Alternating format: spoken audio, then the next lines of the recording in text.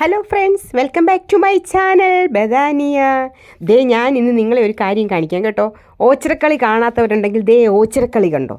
അപ്പോൾ ഓച്ചിറക്കളി എന്താണെന്ന് പലർക്കും സംശയം ഉണ്ടായിരിക്കും അല്ലേ. നമ്മുടെ ജൂൺ മാസത്തിൽ ഓച്ചിറയിൽ നടക്കുന്ന ഒരു ഉത്സവമാണ് ഈ ഓച്ചിറക്കളി.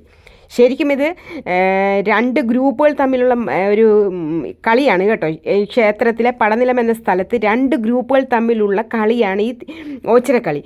ഇത് അപ്പം നിങ്ങൾ ചോദിക്കും പടനിലം എന്താണ്? പടനിലം എന്ന് പറയുന്നത് ഓച്ചിറ ക്ഷേത്രത്തിന് അടുത്തുള്ള വലിയൊരു പാടമാണ് കേട്ടോ. ഇവിടെയാണ് നമ്മൾ ഈ കളി നടക്കുന്നത്. ഇത് ശരിക്കും തിരുവിതാംകൂർ മഹാരാജാവും കായംകുളം മഹാരാജാവും തമ്മിൽ ഓച്ചിറ ക്ഷേത്രത്തിൽ വെച്ച് നടന്ന യുദ്ധത്തിൻ്റെ സ്മരണയാണിത്.